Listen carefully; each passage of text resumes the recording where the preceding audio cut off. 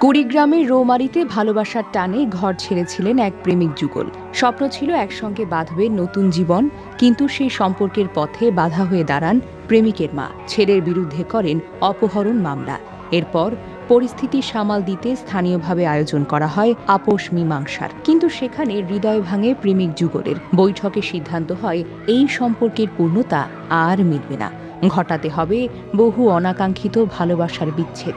অথচ কেউ কাউকে ছেড়ে দিতে রাজি নন। প্রিয় মানুষটিকে হারানোর বেদনায় সেখানেই একে অপরকে জড়িয়ে ধরে কান্নায় যেন ভেঙে পড়েন তারা।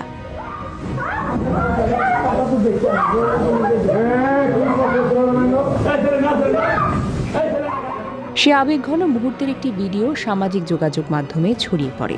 মুহূর্তেই ভাইরাল হয়ে যায় ভিডিওটি। ঘটনাটি ঘটেছে কুড়িগ্রামের রৌমারী উপজেলার রৌমারী ইউনিয়ন পরিষদে।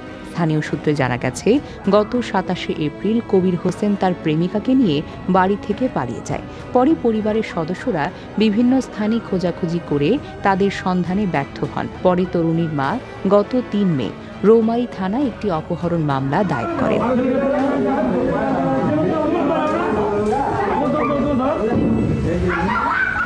মামলার পর বৃহস্পতিবার স্থানীয়ভাবে ইউনিয়ন পরিষদে বিষয়টি মীমাংসার চেষ্টা করা হয়। এ সময় তরুণীকে পরিবারের কাছে হস্তান্তরের সময় তারা একে অপরকে ছাড়তে না চাওয়ায় ধস্তাধস্তির ঘটনা ঘটে। উপস্থিত কেউ ওই দৃশ্য ধারণ করে সামাজিক যোগাযোগ মাধ্যমে ছড়িয়ে দিলে শুক্রবার তা দ্রুত ভাইরাল হয়ে পড়ে।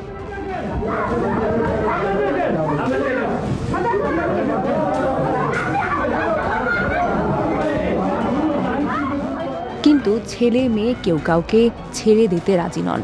এই নিয়ে কিছুটা ঝামেলারও সৃষ্টি হয়। পরে পুলিশ এসে থানায় নিয়ে যায়। রৌমারী থানার ওসি কাউসার আলী বলেন, শুক্রবার রাতে ছেলে মেয়েকে রৌমারী ইউনিয়ন পরিষদ থেকে উদ্ধার করা হয়। এ সময় অপহরণ মামলায় মোট ৩ জনকে গ্রেফতার করা হয়।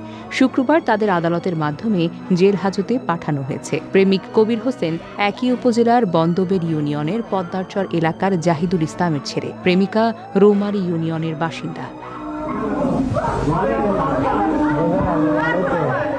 Desk report, recap news.